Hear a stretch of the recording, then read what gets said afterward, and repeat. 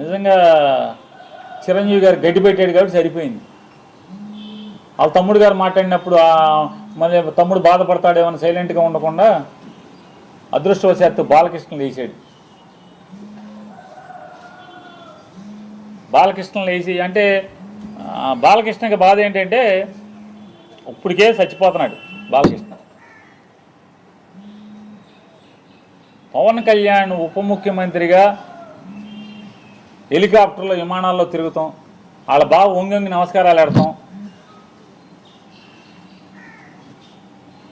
ముఖ్యమంత్రితో సమానంగా జామర్లు ఉన్న కారు, ముందు ఒక 3 పోలీస్ కార్లు, వెనక ఒక 10 పోలీస్ కార్లు. అసలు మామూలుగా పవన్ కళ్యాణ్ కారు దిగంగానే వాళ్ళ బావ కన్నా ఎక్కువగా ఓ 25 మంది పోలీసులు చుట్టూ సఫారీలు వేసుకుని తుపాకులు వచ్చుకుని ఒక 25 మంది పోలీసులు. కొత్తలాడిపోతున్నట్టున్నాడు మనోడు. మామూలుగా ఉడుకుతున్న అన్నానికి అడుగుని చెగలేపితే మామూలు పొంగు వచ్చినట్టుగా లోపల మ్యాన్షన్ హౌస్ ఫుల్లుగా.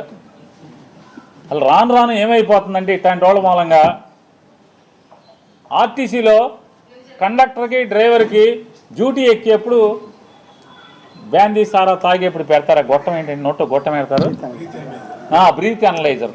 ఆ బ్రీత్ అనలైజర్లో అసెంబ్లీ గేట్ కాడ కూడా తలుపు కాడ కూడా పెట్టాల్సిన పరిస్థితి వచ్చేసింది. రాబోయారు ఇక మామూలుగా ఇట్లాంటి వాళ్ళు ఉంటే ఇక అంతే కదా, ఏమవుద్ది. అసెంబ్లీ తలుపు కాడ లోపల తలుపు తీస్తారు మామూలుగా హాల్లోకి లోపలికి వెళ్ళి అక్కడ బ్రీత్ అనలైజర్ పెట్టి ఎమ్మెల్యేలను కూడా లోపలికి పంపించాల్సిన పరిస్థితి వచ్చేసింది కదా. తప్ప తాగి కళ్ళు నెత్తికెక్కి మాట్లాడతాడు, సైకో అంటాడు.